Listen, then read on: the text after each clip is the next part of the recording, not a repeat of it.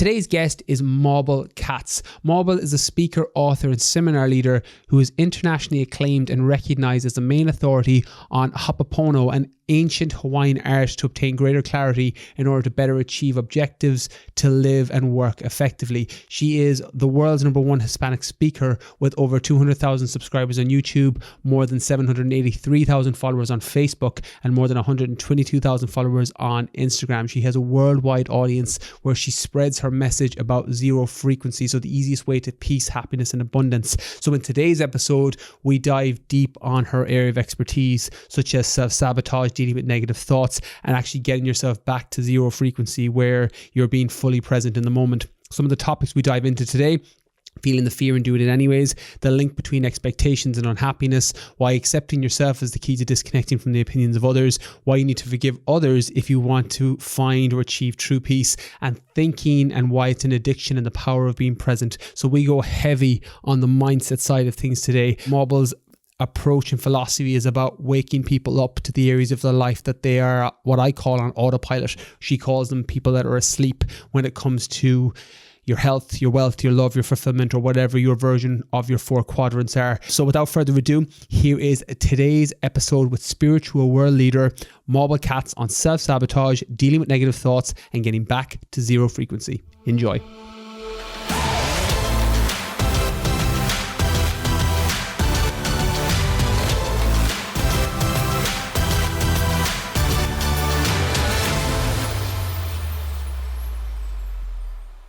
Hey everybody, welcome to another episode of the podcast. I'm delighted to be joined today with my guest, Mabel Katz. Mabel is a world famous personal growth leader and teacher. What has garnered her this global adulation is her ability to radically change people's lives through her system of getting them back to zero frequency. Zero frequency is the state of erasing all of the self-sabotaging beliefs, memories, negative thoughts, worries, and dissonant emotions that interfere with living from the state of complete presence, total inspiration and peace. Mabel has brought her formula to the world in her new book, Zero Frequency, The Easiest Way to Peace, Happiness and Abundance, which we'll be diving into today. I'm looking forward to talking all things self-sabotage, dealing with negative thoughts, and getting back to zero frequency in today's episode. Mabel, welcome to the podcast. Thank you so much, Brian. It's really a pleasure to be here with you. I'm really looking forward to chatting. I did a kind of a deep dive into your book, and there's so many things I want to talk to you about. But before we do that, can you tell everybody listening just a little bit about yourself and kind of what got you on your current path? Sure. Well, I was born in Argentina and I'm living in the US. I have been living in the US for the last 37 years. I was an accountant, a CPA, and a licensed in business administration in Argentina. In US, I became a tax specialist. I had a very successful career.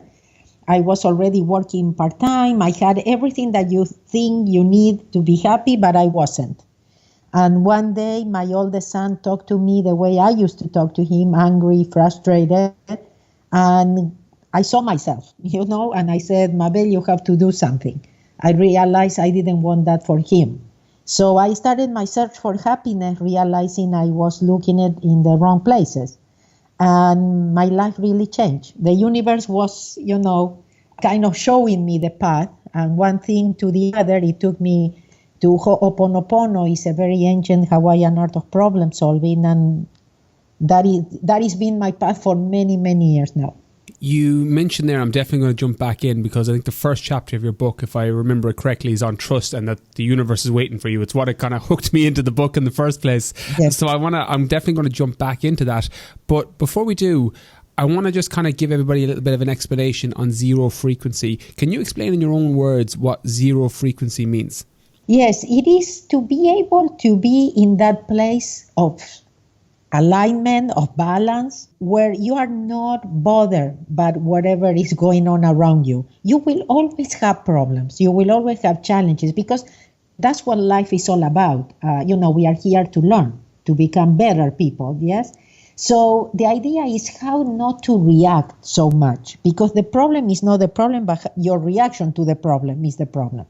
So how is it that you can be maybe bothered, affected by certain things, but that you can come back to that zero place where you can observe things that you cannot identify, with the problem, that you don't buy certain things that your intellect is telling you. We have voices in our head. We all have them. We all have these things, that tell us that we are not good enough, that we don't deserve, that there's something that we are missing, that we are victims or things like that.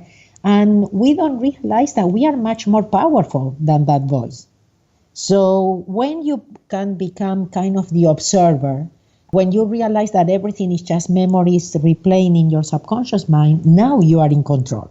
One of the things I talk about on this podcast frequently is not letting your own biggest enemy live between your two ears. And this is something I think your book dives heavily into. Different language, but the same message and different tactics to help deal with that. You mentioned there about people not feeling like they're good enough. I want to kind of just park on that for a second, because I know it's something that resonates deeply with a lot of people who are listening to this podcast, a lot of people in life in general. Why do we have that voice, or what's been your experience, Mabel, with why we have that voice that tells us we're not good enough? Well, it comes maybe, some of us believe in past lives, and sometimes our memories from other lifetimes. But let's say that when you were a child, things happened to you and you somehow made a decision. Maybe somebody said something to you and you believe it. You bought it. I buy it buying, these things. And for one of the things that many times I put as an example is in the same family, all children are different. So that means that we are really responsible for the decisions that we make in our life. We buy or we don't buy, we believe, we don't believe, things like this. So it's not like we are conscious many times of that, because that voice, again, could be very hidden, in our subconscious mind, but we all have those records, playing in the background. And the thing is, when you live more in the present, when you are more into the zero frequency, those things cannot affect you. Yes? And you come more from inspiration than memories. But again, a lot of people, they had a bad childhood, for example, and they hang with that for the rest of their life, They see themselves as victims. Other people maybe had the same bad childhood, but they made a different decisions, and now they are making a difference in other people's life because they were able to overcome it. Yes? So again, everything comes back to us. This is what I learned with Ho'oponopono, that we are 100% responsible, that everything is just the monitor showing us the programs that are inside of us. And the only ones that can change it is us. Nobody can do it for us. When it comes to that victim mentality, do you think that it's the practice of responsibility that helps us overcome it? Yes, exactly. Looking back and saying, hey, what can I learn from that? What is the blessing behind? Because there is always a blessing. There is always something that you needed to go through to become stronger. Things make you really stronger. When you feel the fear and do it anyway, for example, you are never the same, So you have to dare. You have to realize, for example, that you are not a fear, And I don't know if you are familiar with Dr. Jill Bolte Taylor. She had a stroke in the left hemisphere of his brain, and she needed rehabilitation, complete rehabilitation, learning to read again, to talk, everything. But she writes this book where she remembers every step, of her process. You know what she says to this voice? Thank you, but I'm busy. And she says that she says that she only allows her left brain to vent, to complain, to whatever, 9 to 9:30 in the morning and 9 to 9:30 at night. And if he misses the spot, he needs to wait for the next one. He cannot catch up. So again, zero frequency is about being present. So if you are present, yes, you are going to realize that you are not the problem. Yes, you are going to put kind of some distance. You are not going to engage so much emotionally. Yes, and you will be able to change your thoughts, your way of seeing the problem, and then you change the results. Because everything is about our reaction that creates, because it's your thought, then the emotion, that comes after that thought. And then you take action based on that emotion, and then you get in trouble. I've been there many times, Mabel. We all been there many times, Brian. Yeah, it's just such an easy pattern to fall into, and I think that self-awareness around it, as you said, is absolutely key. You mentioned there about fear and feeling the fear and doing it anyways, another part of the book that I really connected with. Talk to me about what you recommend to people when it comes to handling or managing fear. I think managing fear is probably the better word, because feeling the fear and doing it anyway kind of explains that fear doesn't go away. It's very much your relationship to it. How do you recommend, or what do you recommend to people when it comes to learning to condition themselves to feel the fear and do it anyway? So first of all, you have to realize that you are much more powerful than your fear, and that you, again, everything comes back to you. You decide, what is fearful and what is not. I mean, not everybody, have the same fears. So the other thing is very important to realize that we all have them. Every time that you are going to do something that gets you out of your comfort zone, something that you don't manage, again, something new, you are going to feel fear. No other way. So if you are present, again, at 0, yes, you can observe the fear, and the fear has no control over you. And like you well said, the fear could still be there, but you don't give them the control. You are not afraid of fear, yes? So the idea is this. To the fear, you can say again, thank you, but I'm busy. Or you say, thank you, I love you, but I don't need you. Things like this that will actually break the pattern. And then when you realize and you go through it anyway, you realize it wasn't that bad. And also, suddenly you feel great, You feel so great with yourself because you were willing to overcome that fear. So again, realizing fear is just a memory. It's a memory from the past. It's reminding you of something. So sometimes it doesn't have anything to do with what is happening right now, in the present. So it's just a memory. And if you are more conscious. Zero frequency is about living a more conscious life so that you can make decisions at a conscious level and not keep replaying. Because otherwise we keep replaying. We are making choices all the time. The thing is, our subconscious makes it for us. We are kind of in automatic. And we, kind of accept that that's life, that's normal. Straight away, as you were saying that, like, my process for dealing with fear has always been to, try and take out of an emotional state, like you said, but separating perceived fears from real fears. Perceived fears being the, past situations that were similar where you felt unease and anxiety, versus real fear, a snake is going to bite you and you might die of poison. Like, sure. In that one, you need the fear, yes? It's very helpful. It's saving you. Yeah, exactly. But a lot of these, as you mentioned, Mabel, come subconsciously. What do you recommend to people to bring those subconscious feelings to the conscious? Because as you mentioned there, a lot of it is down to kind of self-awareness, being present, and then kind of figuring out how you're feeling emotionally, and then making steps from that place, or taking action from that place. How do you go about, even in your own life, and I know you recommend this and you talk about it in the book, but how do we bring some of those subconscious records that are playing, as you said, or the tape that's playing in our mind, how do we make that more conscious? Well, what I want you to know is that we do not need to know. We don't need to understand. We just need to consider that, that maybe that is coming from a memory. There is a part of us, and it's not the intellect, that has all the solutions for us, has all the answer for us, but it's waiting because it gave us free choice. We all have free choice. So in that moment, you have to decide if you are going to let go or not. So for example, many times for anything that I go through fear, I don't know where to run or anything. You know what I do, Brian? I just repeat mentally, I let go and trust, I let go and trust, I let go and trust.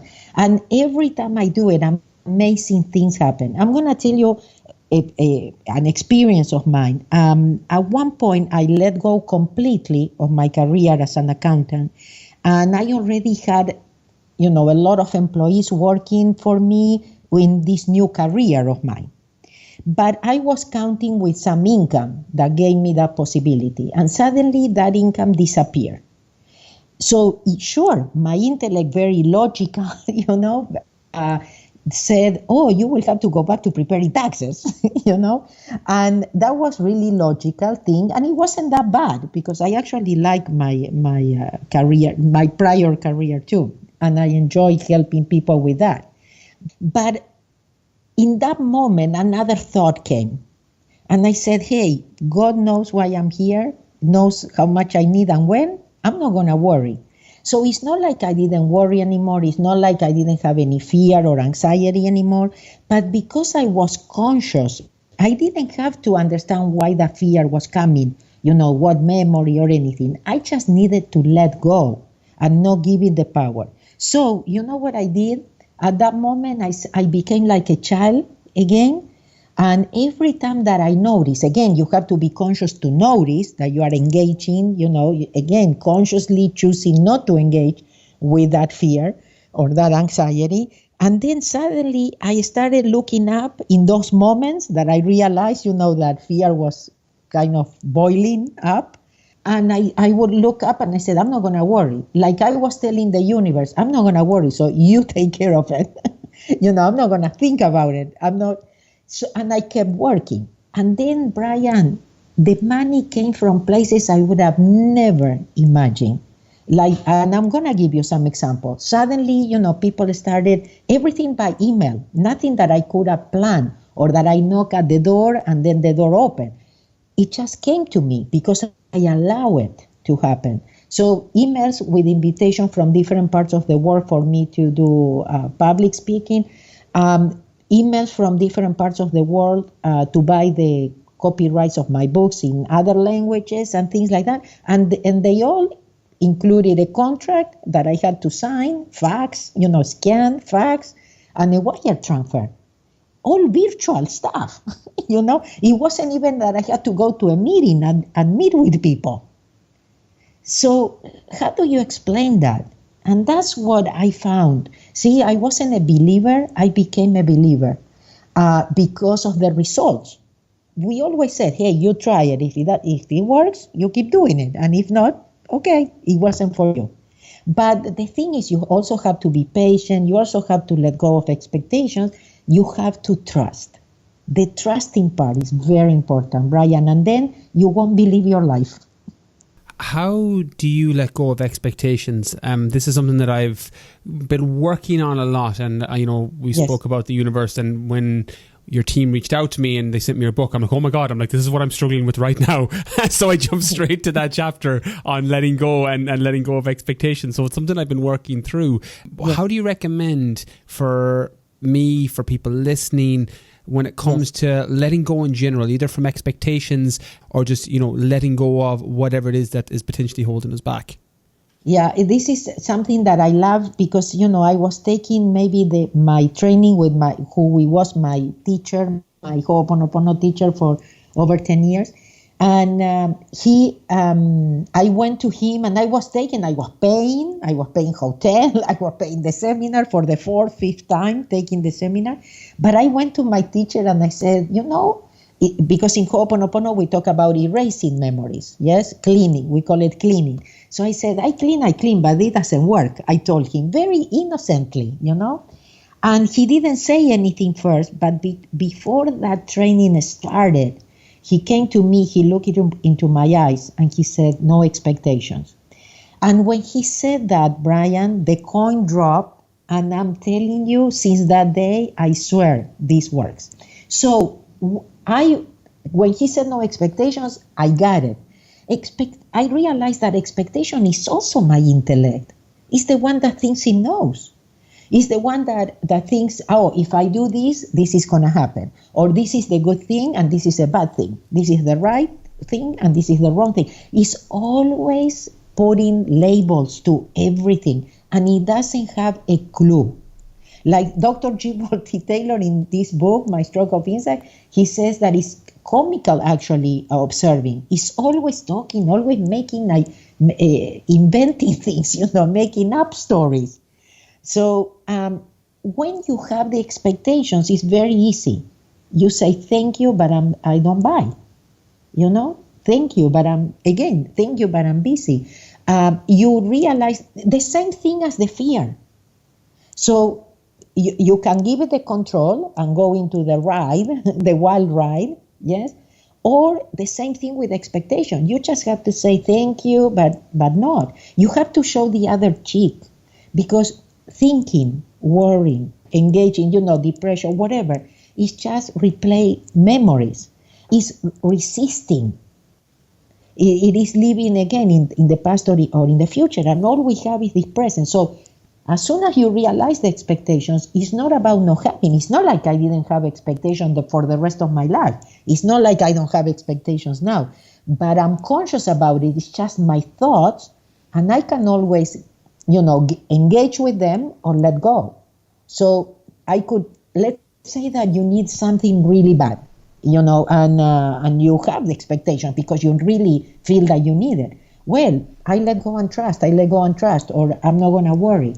So, the expectations are still there, like the fear or the anxiety, but it doesn't have any control over you. You are the one deciding what controls you or don't. Yeah, what I'm hearing you say is that expectations aren't the problem. It's your attachment to those expectations that, can make you feel miserable or depressed or anxious, Yeah. that the high anxiety state. Do you think expectation is just heavily linked to our ego then?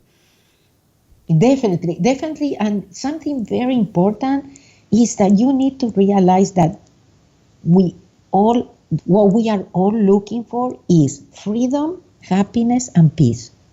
And we look for them in the wrong places, because the only place freedom, happiness, and peace can be found is inside of you. And it doesn't depend on having or not having, or what is going on around you. That was my biggest, awareness of all. I don't depend on anything or anybody to be happy. And when you are just happy for no reason, everything comes. It's like you become a magnet. Like I said, when I took the decision, I said, Mabel, you have to do something. Believe me, Brian, suddenly things started appearing to me. I started seeing some seminars that I never saw before. Those magazines used to come to my house every week, and I never saw those seminars. Like, for example, my first seminar was about anger. My first seminar was, I saw in this magazine that was coming, every week. I remember I used to look at the section of Excel, Windows, how to send emails. It was that era when emails started, when we started with more using the computers and things like that. But I never went to this section, and the teacher that gave that class of anger was actually a metaphysical teacher. And then I ended up taking private group classes at his home. Wonderful. And then a friend of mine realized I was in the search, and she gave me a metaphysical book that actually changed my life. I started practicing things, and I realized how powerful we are. And then I went to a yoga class, and at the end of the yoga class, the teacher made us do a visualization.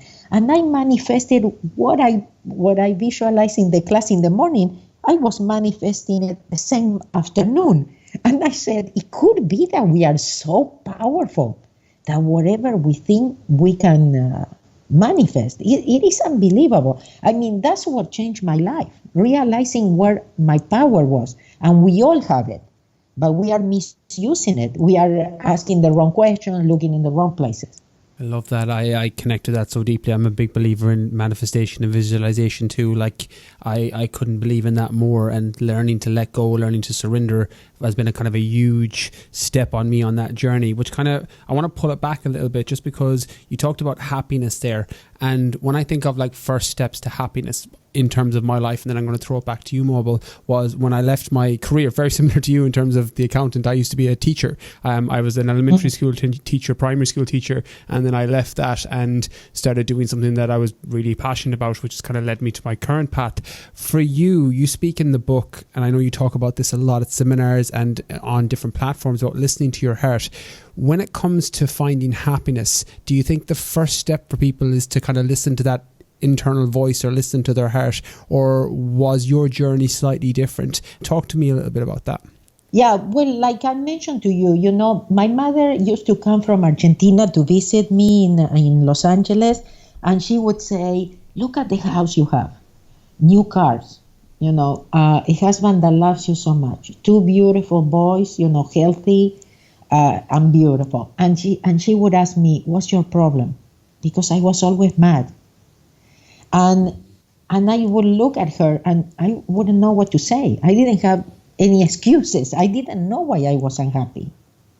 But when I found spirituality, when I started again connecting with the real me, yes, connecting inside, yes, realizing the power that I had inside of me. When I started taking 100% responsibility, because most of my life I was blaming and complaining, and trying to change people, so I was dependent on having the big house and the new cars and the husband and everything, the university titles, and everything. I mean, I had everything. What was wrong? Well, again, like I said, we are looking in the wrong places, because those are not the things that make you happy.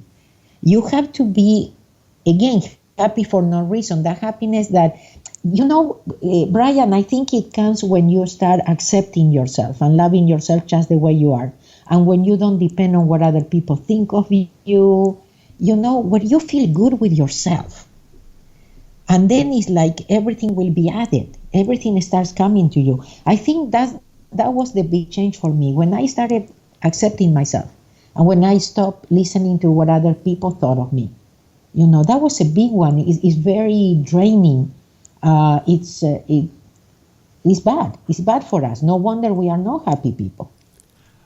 I'm sure this was quite a long journey in terms of kind of that self-love and accepting yourself. But if you can recall your earlier part of your journey, even back when you were unhappy, and that transition into, what you're doing now, and that first step, obviously, with accepting yourself, what did that look like? Or what do you recommend to people? Because it's probably one of the hardest things in life. And Mabel, you've clearly done this. It's something I'm working on myself every day, that you're kind of constantly trying to accept yourself, not care about the opinions of others, not care about what other people think, and just, that self-love that is kind of being thrown around right now. But accepting yourself is the kind of just another word for that, another way to say it. What would you advise, or what would you say to people who are struggling to accept themselves and they're unhappy for whatever reason? What did your journey look like? And if it's different, what you advise people, talk a little bit on that, because I think it'll be very helpful for people listening. Yes. Well, first of all, it's a decision. You wouldn't believe how powerful we are, and that everything depends on our decisions, and everything is consequences. Our life is a consequence of our decisions, our actions, our thoughts. First of all, that comes back to 100% responsibility and your decision. Sometimes you have to get to the point that it says enough is enough. I choose to be happy instead of right, or who cares who is right, So you choose also your battles and things like that. But I really need to tell you that what made a big difference for me was that my teacher had the capability of seeing and hearing things that I couldn't see or hear. And you know what happened? It made me more humble. Because I realized that because I couldn't hear or see, it didn't mean that it didn't exist. And one day I said, maybe I don't know as much as I thought I did. So that becoming humble, that becoming a child again, that making that decision and says, hey, what is important is what I think of myself, not what other people think. And that made the difference. For some people, looking from outside, it says, oh, no, but that's difficult. And one thing that I have to tell you, if you say it's difficult, because that's where your power is. I mean, if you say you can, you can. And if you say you cannot, you cannot. So when you realize that, you start, again, being more conscious of your decisions and things. Sometimes you said, hey, I'm going to feel the fear and do it anyway. Oh, I'm going to show the other cheek to the fear instead of resisting, because I know what I resist persists. Again, I start making different decisions. Really, there is no a secret. It is you and your thoughts, you and your decisions, you are your actions. So one day, again, you have to say enough is enough. I choose to be happy. When it comes to accepting yourself and being happy and making that decision, one of the things that can stop people is self-sabotage. And there's lots of different shapes and forms that this tends to take. But what do you see as the biggest ones, or the most common or the most frequent forms of self-sabotage when it comes to people trying to accept themselves or be happy? Blaming. They always blame somebody, for their unhappiness, or somebody has to change, or they are missing something. So again, it's coming back and says, hey, I have everything I need to be happy. And you will be, again, amazed, because then everything starts coming to you. I think that's the victimhood. The victimhood thing is a big one. It's a big one. A lot of people, and believe me, anything that happened to you, it was for a good reason. It was to make you stronger, not weaker. But you chose to see yourself as a victim, and now you carry. Like, for example, not forgiving. That's a big one. We don't realize that we hurt ourselves when we don't forgive. No, we don't hurt the other person. I heard something that I thought it was amazingly said. It says, when you don't forgive, it's like taking poison every day, waiting for the other one to die. So true. I mean, it is. We don't realize. You realize the things that we do to ourselves, Brian. So, oh no, I'm not going to forgive because he or she doesn't deserve it. Hey, I deserve to be happy. That makes you stay in the past with that person that you hate. So we do so many things without knowing what we are really doing and the harm that we do to ourselves. So I think that one day you have to get to the point that it says, you know what, I'm going to love myself. Just that. I'm going to love and accept myself just the way I am. And only just that decision, and I understand. You are going to go back, you are going to fall. There will be ups and downs. Every time you go down, you come up again. It says, okay, so you realize you are going down. I said, no, I'm not going there anymore, And you remind yourself, thank you, but no thank you. I identify massively with that. Something that I've struggled with in the past and even more recent history is that struggling to forgive other people. And it's something I'm still working on, but I've got better with it. And I've had my own reasons, and I think everybody has their own reasons for why they struggle to forgive people. For me, a lot of it was not being willing to let go. That's why I think I connected so much with that part of your book, because it's not my default. But why do you think people struggle so much to forgive? Because it's basically the gift you give yourself, but yet we don't do it. Why do you think we struggle? A mother, a father, a brother, a sister, somebody that's done you harm in the past. Why do you think we struggle to forgive so much? Well, I think we are ignorant, yes? Again, we don't know that we are hurting ourselves. We are not conscious, yes? But the other thing is, I want to clarify also the thing. This is about working on your charge to that people, yeah? You are working inside. I'm not talking about going and forgiving somebody and telling them that you forgive them, okay? I'm not talking about that. I'm talking about you working on yourself and your feelings, so that every time that you think of that person, now you don't have the charge, you don't have that reaction. That's the thing. I'm not talking about, you have to go and tell your brother or your mom or your grandpa that you forgive them. I'm talking about you working with yourself and not hurting yourself anymore. Now, in the future, the relationship could, be wonderful. But right now is work on that memory, so that you can live more in the present, that you can bring more things. You don't realize you are closing doors for yourself because of not forgiving and because of being in the past. I mean, if you live in the past, yes, you're going to keep replaying. Nothing will change for you because you are still in the past. So if you want things to change, open up new opportunities in your life, you have to make room for that. You have to be present. So again, when you realize, I understand we are all kind of asleep. We have to wake up. We have to make different decisions somehow. But that is, okay, it's not happening overnight. Like, for example, thinking is an addiction. The worst thing you can do when you have a problem is think. Because the intellect creates problem, it doesn't find solutions, So the solutions come from inspiration, from another part of you. It is you, but it's another channel. Yes. So you have to be open to that channel, and for that you have to be present. You have to give permission. So again, we are asleep. Unfortunately, a lot of people still asleep. Unfortunately. Because we all have, it's our birthright to be happy, to do what we love. But we were programmed. Yes, you couldn't do what you love because you needed to pay, you have to pay the rent and you have to have food on the table. Yes, we all heard that. Yes. And we bought it. We thought that we couldn't do what we love.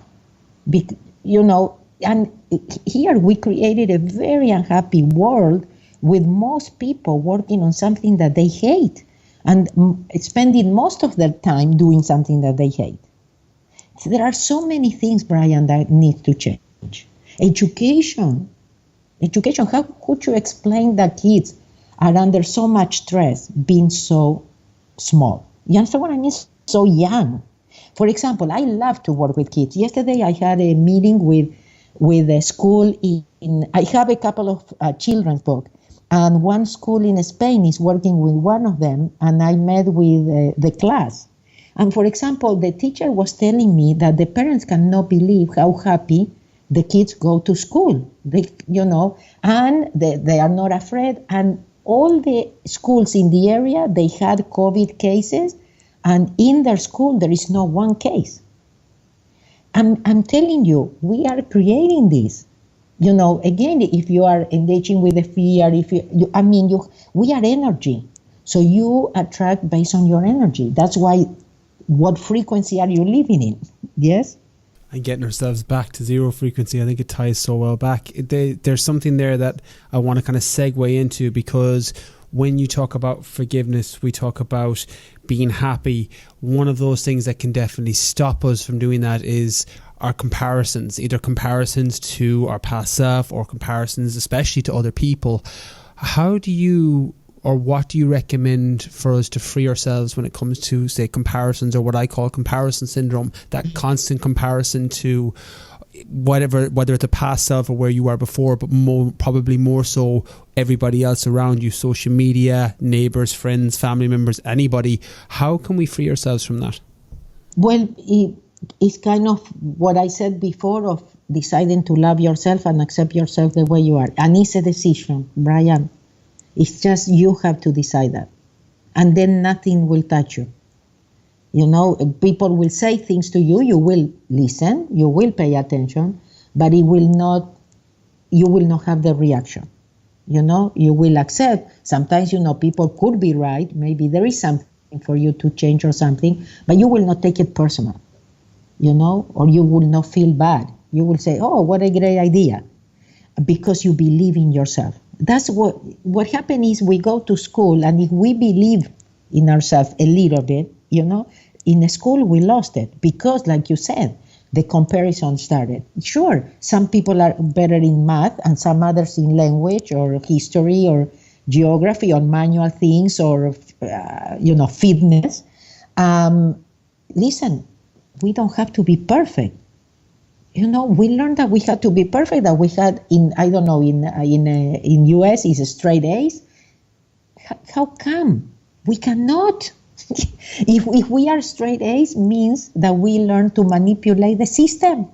We cannot be good at everything. So when you know what you are good at, when you believe in yourself, you can pass the other, because you are confident, because you believe in yourself. You have self-esteem. Well, I don't know if I'm saying it right. But anyway, so the idea goes back to the same thing. Please decide to love yourself. One of the things is we all have unique talents. So we have to stop comparing with other people. We are unique.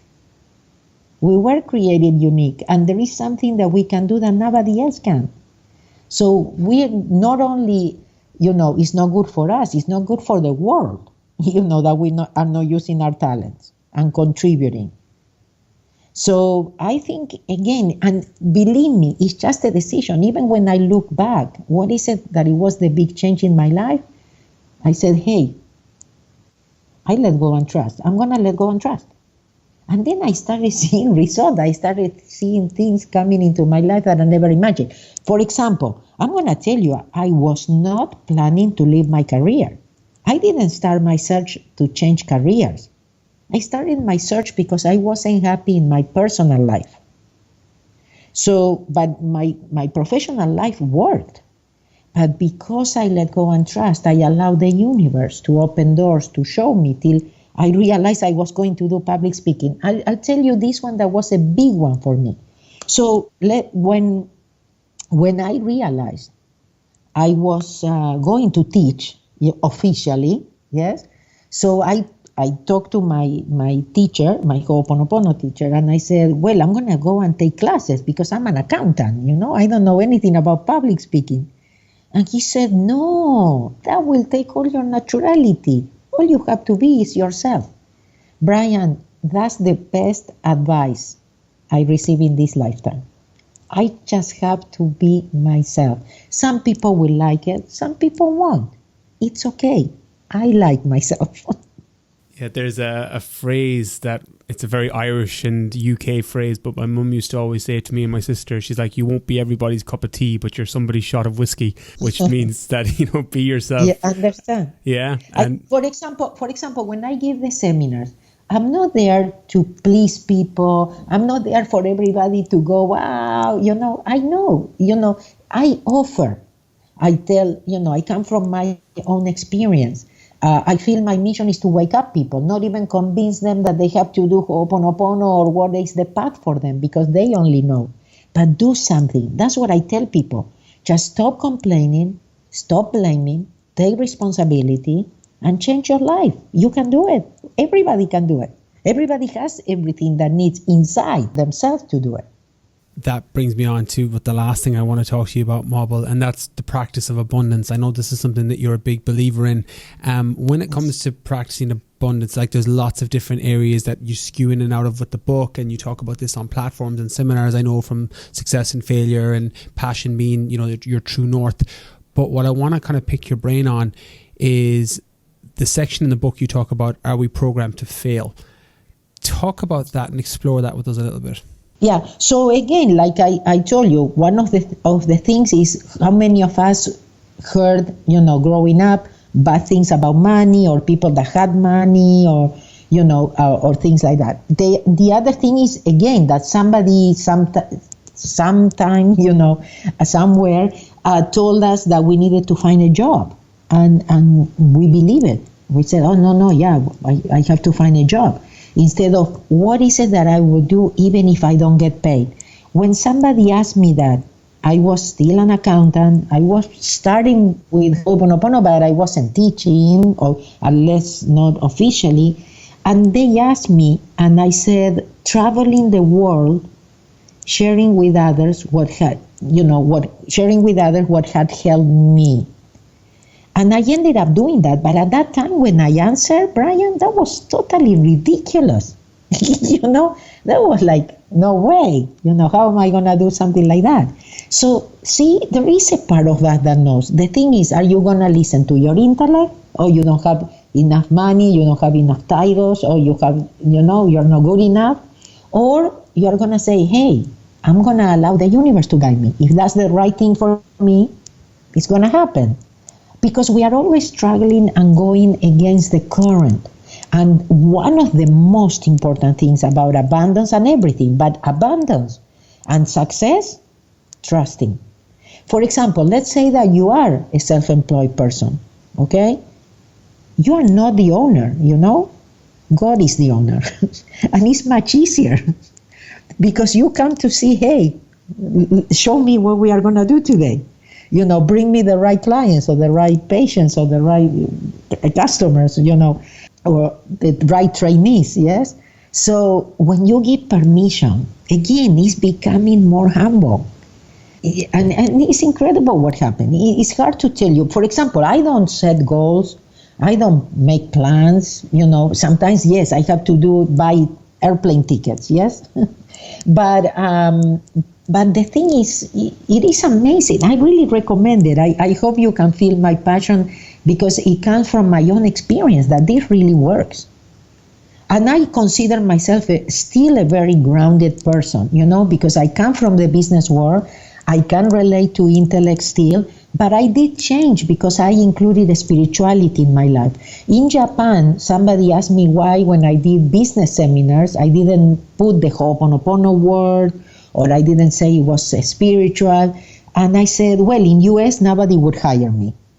And the answer came back and said, we wouldn't hire you in Japan if we didn't know that it has a spiritual component, because in Japan we know that the foundation of any successful business is spirituality. The thing is, we are spirit. We are not this body. We are not our name. We are not our titles. We are here temporary. Again, this is kind of a school. We are here to learn, to grow, to graduate, hopefully. And the thing is, we are taking things too seriously. So we need to become children again, realize who we are. We need to realize that we need to trust that we are going to have what we need when we need it. Yes, we usually make it hard because we want it a month in advance. We said, when I see, I will believe, and it's the other way around. When you believe, you will see. I love that. I think that is such an amazing way to wrap it up. One of the personal mantras that I use, Mabel, that kind of ties on what you said there, is when I remind myself that, I'm not a man experiencing the universe, I'm a universe experiencing the man, that can really help me just disconnect from the ego, or disconnect from all the chatter, the mind chatter, the overthinking, as you said, the thinking being the addiction, trying to get rid of that addiction and put a plan in place around it. Mabel, yeah. I really enjoyed this conversation. Brian, especially I would like also to add that, please, why I said that, because spirituality has nothing to do with religion, okay? Spirituality gives you back your power. It tells you that everything is inside of you and you can do it, and also brings peace, yes, and makes us all family, unite us, actually. So very different to religion. Please do not confuse it. Oh yeah, no, I'm glad you said that, just because that's exactly what I was connecting with when you were saying it. They're two very different things in my mind. Mabel, as I said, I've really enjoyed this conversation. I'm going to listen back to this because there's a few things you said there that I need to check back in with for sure.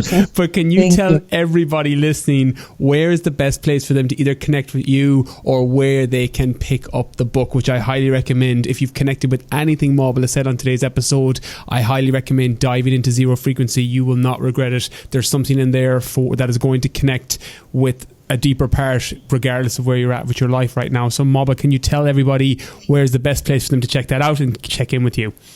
Sure. Thank you so much, Brian. Okay, so if you go to zerofrequency.com, you can see a little bit about Zero Frequency, and also you go to the book page. I want you to know that the book comes with some videos. I don't know if you already reach out to watch the videos, but they come with videos. And also you can find me in the social media as Mabel Katz fan page in Facebook, and then Instagram Mabel Katz, Twitter Mabel Katz, everywhere else Mabel Katz.